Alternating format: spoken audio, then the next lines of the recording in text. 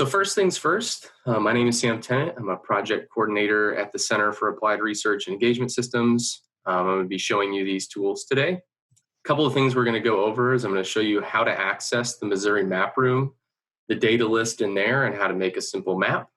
I'm going to show you how to access and generate an agriculture and environment report. And then hopefully you guys will be more acclimated to some use cases and leave with a better understanding the utility and the applications within this related to your work. Additionally, we'll probably end, the webinar itself will probably be done at around 11:30, and then we'll do some questions if anyone has anything specific they've been working on or have any use cases they want some tips on. But I'll go ahead and get rolling here.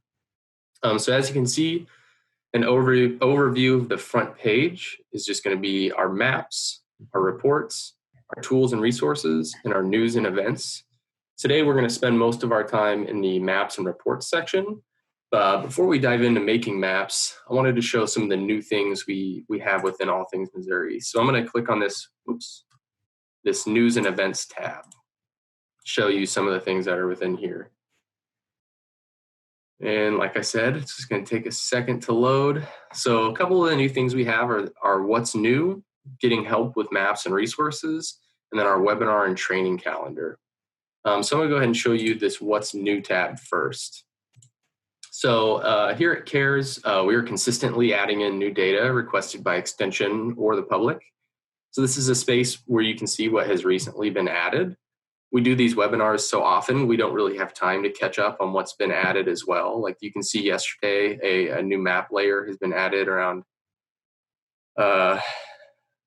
ecoregions. So I'll have to do some research on that myself. But you can see you can delineate between new map data we have, new report indicators, or just some new things we've added here under other. But something else you can do under what's new is if you've been specifically been waiting on a layer you've requested from us, you can kind of type in a search here. So I'm going to go ahead and just type in the word crop, and you, as like Google searches work, some of the things kind of start to populate, but I'm going to go ahead and click search. And here's all our new layers that have the key term crop. So we have some cropland data layers that looks like were added earlier last month. And then like Missouri animal feeding operations. So you can see kind of some of the new stuff we've been adding across the board, the agricultural census and some new cropland data layers and stuff like that.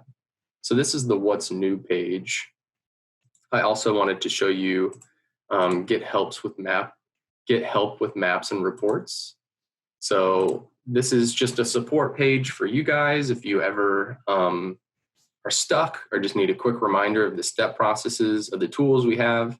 We have these PDF walkthroughs and video demonstrations that are about 4 and 5 minutes long, how to create a report, how to make a map, kind of the simple things just to get things populated. So even if you have new employees or you're running out of time and need to make a report really fast, these are some quick step reminders to get you on your feet faster. And then additionally, we have added this webinar and training calendar. You all were able to register for this one through this link or through some of our other marketing tools, but I did want to note some of the other ones we have coming up. So if you have any new coworkers or employees, or you just have a refresher.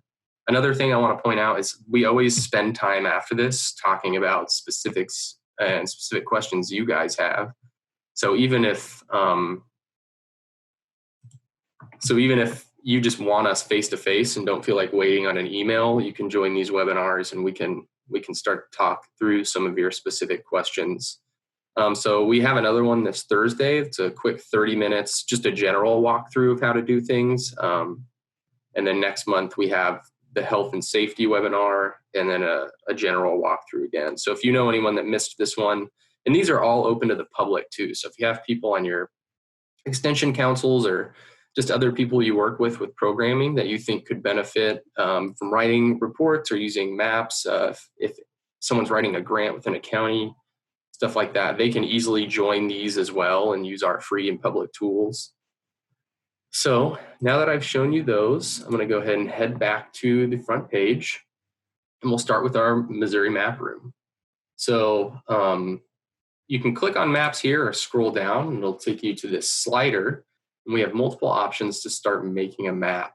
So today I'm going to show you how to build a map from scratch in the Missouri Map Room, but I did want to note we have a number of topic-based starter maps in this map gallery I'm about to show you. And then you can additionally slide through here and start to access some of our others for a good starting point. So we have so many, we didn't want to fill up this slider, so we just made this map gallery. And like I said, this is just a space where we've put our starter maps and our story maps. If you need a head start with a few layers around a specific topic, as you can see, we have like mental health, housing, financial debt, food deserts. Down at the bottom, we have an agriculture starter map, an environment starter map. I suggest going in there and playing around, just sort of seeing some of the layers we have pre-populated for a running start. But I'm going to go ahead and click on the Missouri Map Room and get us started in there. So once I click on that, what it does is it lands you in our search data window. So currently within All Things Missouri, we have about 33,000 data layers that span across a variety of topic areas. So clicking the Browse by Topic, you can see we have categorized the 33,000 data layers into these topic areas. And you can click on these carets here to the left, and it'll drag down into more topics under this main header, and continue clicking on these carets until you get to these individual data layers we have here. That'll have a checkbox that you can click Add to Map here at the bottom. But as you can see, as I hover over them, this I button sort of comes to life. So I'm going to go ahead and click on this one, which is beef cattle inventory from the Census of Agriculture, and it was collected in 2012. So we can see we have more of a description, the release cycle, how often it comes out. And this is helpful because we have so many data layers, and you'll most likely start with like a story or a mission in mind and then start to play around. This will really help you figure out the best layers to use for your specific case. So we have more of a description, the data type, the geography it'll be at, is it a state level or county? And then the source and data source description. So you can do more digging to get the validity of the data itself. So I'm going to return to data. And this is one way to search through that Browse by Topic. Another way to search is Browse by Source. And as you can see, it sort of works the same way as the Browse by Topic. But if you're interested in knowing where we get our data and what sources they come from, this is where they'll be. So they are mostly national and secondary data sources, but in All Things Missouri, we do have a number of state level agency data as well. So you can see as I scroll through, it really does work the same way. Here's the American Community Survey. Most of us know. Some of these I have to learn about as well, but with the ACS, you can click in these carets and get down to those individual data layers, like I mentioned before. Some take multiple clicks to get down into them. They've categorized them pretty well. And then just like the topics, you can hover over this I button to get more of a description of what this is all about. So this is average household income, the American Community Survey from 2011-15. And then additionally, probably the most popular way to add data is to search by keyword. Google has sort of conditioned us to do this. So for example, I can type in the word farms. What happens is I get about 40 different results related to farms. So as you can see, here are some of the most popular. We'll filter to the top. We have a sort by best match. So it'll take that keyword and some of the more popular ones will come here to the top. But if you want the most recent, we also have this search by release date. I know the data layer I want to use for this is on this front page here. And I'm going to start with this number of farms by county from the Census of Agriculture 2017. So as you can see, all I've done is clicked this checkbox here to the left. Then I'm going to click Add to Map in the bottom right. So now that our data is loaded to the map, we have a couple of ways you can move around. So we have these plus or minus symbols. You can zoom in and out of the map here. You can also click and drag if there's a specific area you want to see. And as you can see, once I click back to home, it'll take us to our original extent of Missouri. And this is an example of a national data set that we have for all states. So you can see these other states are sort of filled out as well. But even more so, we have this enter location bar. If there's a specific region or area you're wanting to look at, you can enter anything from a zip code to an exact address. But we're here in Boone County. So I'm going to go ahead and just click in Boone County here, click on the map. As you can see, it takes me straight to it. I always like to zoom out at least once. That way you can kind of see and compare the counties surrounding me as well. And with any data layer, you can click on our map and you get some more metadata. Usually you can determine if you're in the correct county or specific area you want to look. There's not a lot of metadata around this specific layer. So we have our total number of farms within Boone County, 1,184, the average income per farm, and the percent change in per farm income from 2012. So on top of that, at this point, we just have one layer to the map. I'm going to show you how to make more, but first I wanted to show you on the right side here is our legend. So we can do some additional work over here. Right now, we are just looking at the county level, but this is where you could change geographies. This layer only has state and county, but typically some of our other ones would have school districts, zip codes, and census tracts. And I'll show one later that might not tie in specifically to agriculture and environment, but just to show kind of the different data geographies. You can also change your transparencies here, change your color brightness. So if you are starting to layer multiple map layers at once, you can sort of design how you think it'll best look. And I'll show a good tip of displaying 2 different polygon layers. But you can also get more information about the layer itself. So if you've forgotten or you want to remove, here's remove here, and then you can click data info to pull up that kind of same information that was under that little I button I showed earlier. So I'm going to go ahead and add another layer to the map. So I'm going to go ahead and type in some of the new layers we've added. We've just added these flood hazard zones from FEMA 2020. So I'm going to go ahead and add that to the map as well. As you can see, it populates right up to the layer we already have loaded, and you can kind of start to see the flood hazard zones themselves. So additionally, you can add as many layers as you'd like. It can get kind of busy. I'm going to go ahead and show what we call a point level data as well. So I'm going to add in a farmer's market, see what's new with that. Add this new farmers markets from the USDA, and these are going to be specific points on our map of actual locations of farmers markets in Boone County. So I can click on one to get more information. So we have the name of it, the address, the website, and then if it accepts credit cards or accepts SNAP, it'll be a Y for yes and an N for no.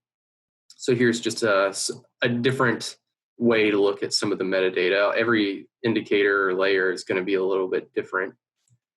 So right now we have this nice map of the number of farms by county with our farmers markets and then our flood hazard zones. But I'm going to go ahead and show what it looks like when you add another polygon layer.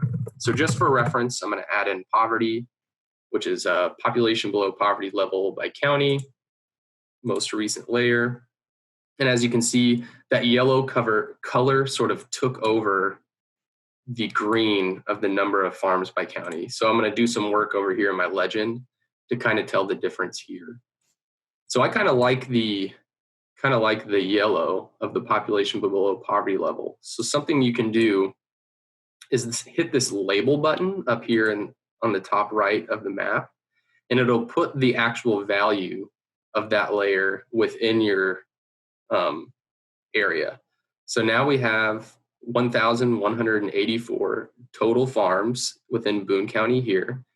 And with that transparency I showed you earlier, we can turn the color completely off. So now we just have a nice map of the population below poverty with the total number of farms and the flood hazard zones as well. So there's a couple more things we can do in this. In addition, we have a series of reference maps. So over here in our layers, this button's kind of hidden, but over here in our legend, this button in the top right here, there's a number of reference maps we can put. So we can add place names. So you can see Columbia, Fulton, Moberly, Marshall. Some of the titles will start to pop up. And then highways is always a big help. I tend to learn things best by the highways. So you can see as our floodplain goes over that I-70 bridge between coming into Columbia here. So highways are a good help. And then state boundaries and county boundaries are already up. Additionally, we have place boundaries that are sort of isolating those metropolitan areas within counties. So that's a nice reference as well. I'm going to turn off the highways and place names and kind of leave this here and show that these maps can also be shared or exported. So you can, by clicking this share button in the top right, you can copy and paste this link and you can email it or share it to whoever you'd like. And when they click on that link, they'll get the exact map you made, which is nice. So if you just sent them to the map room, they wouldn't know exactly what layers you started with. So this is a nice help for whoever you're sharing this with. You can also put this on social media or via email, like I said, or you can export this into an image file or a PDF document if you wanted to use this in a presentation or on a grant, for example. So this is the map room. We do have a number of tools as well. I'm going to demonstrate a different time. But some things you can do is query within, so you can search data within. You can select a specific area. You can use measurements if you wanted to measure how big a farm was or how much land you have, or the distance between 2 points like a school and a farmer's market or a bus stop. You can draw specific graphics like adding an arrow pointing to something.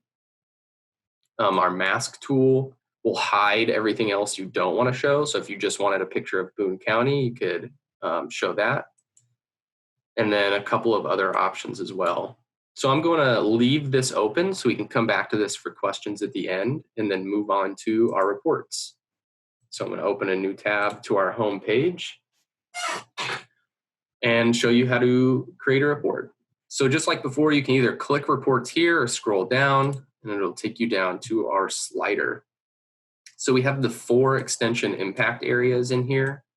And each one is going to have different indicators. So that's kind of why we separated these webinars as well. So what's going to be in agriculture and environment will probably not be in business and community or youth and family. There's going to be some overlap, like with demographics and like health and safety and some of the other big categories. But a lot of the actual indicators themselves will be pretty specific to your impact area. So I advise playing around with some of the other ones if you can't find exactly what you're looking for. But today we're going to spend our time in the agriculture and environment report. So this will take you straight into our report generator. And as you can see, it's a simple 1, 2, 3 process. So we'll pick our location, we'll pick our data indicators, and then our report type. So what this does is first it allows you to select a county. So you can click as many as you'd like and make a custom report between whatever counties you want to show. And if I want to remove them, I can just click this red X here to the left. But something we've added recently is we can also pick our extension trios or duos that we've populated together. And we've also put the extension regions together. So if you'd like to just focus on your region as a whole, you can create a report for everybody or your triad or just a specific county. I'm going to go ahead and pick a trio though. I'm going to click the Boone and Howard County, click data indicators, and then it'll pop us open to select our data indicators. So as you can see, we've categorized them into these main headers here. I can click these carets to open them up, and we'll go through these. I'm just going to open them up for now, and we'll start at the top. So these work similar to adding them to a map. So as you can see, it's a checkbox that selects I actually want to show it. And then once again, as you hover over, you can click that I button to get more information about that data attribute. as well as opening it up straight into the map room and seeing what it looks like in there. And then you could start playing from there as well. So I really like this. I like some of our report indicators that I can open straight into the map room. And then it's not letting me scroll down, but you can also get more information about the data source itself here at the bottom. So I'm going to go ahead and you can click select all at the top, or you can click the checkbox next to the category to click get in there. But under demographics, I'm just going to select a few. I'm going to click change in total population, jobs and earnings by sector. I'll do population age 65 plus and urban and rural. So some of these other indicator options are going to be here at the bottom. So we have human environment, things like commute, housing. I'm going to select all for there. For physical environment, I'm going to select all as well. We have park access, air quality, climate and health, drinking water safety, environmental diversity, environmental vulnerabilities, food systems. We have farm to schools, farmers markets, on-farm markets, food security, children eligible for free or reduced price lunch. Then we have food access, like the actual points of fast food restaurants and grocery stores, areas that might be food deserts, areas with low income and low food access, places like SNAP authorized food store access, and then health and health outcomes. We are actually working on a new agriculture and environment indicator list with some of the new data that has been requested by Extension over the last year. Some of the things you'll see on there will be like leading agricultural products, net farm income, threatened and endangered species, and then dominant land cover, some stuff like that. So I'm going to go ahead and click reports here. And this is our last 3-step process under our report types. So most common, you'll probably click this comprehensive report. That's what we're going to go with today. But if you wanted just like a quick 1 to 2 pager, you'll see this report we're about to go into is pretty long. But if you wanted a quicker 1 to 2 page selection, you can use this quick facts. And then additionally, if you want all the report data put into an Excel document to do some additional analysis, you can do that here under export data. And then we also have a source and methodology page. So if you're writing a grant or working on needing any citation work, we've done some of that work for you here in the source and methodology. But I'm going to go ahead and click the comprehensive report. As you can see, the report itself populates pretty quickly, and some of the layers are still loading in. But what it's going to do is it'll start you with your location. So this is the area we've chose, is Boone and Howard County. And then it'll start with the first indicator I've selected, and that was the change in total population. So this here is a nice stem sentence with a summary of what that layer actually is with the values included in it. So this is a nice sentence to start with to really get an idea of the change in total population between those two counties. But as you can see, it also populates in a table format. So we have our report location, which is going to be an aggregate of Boone and Howard County.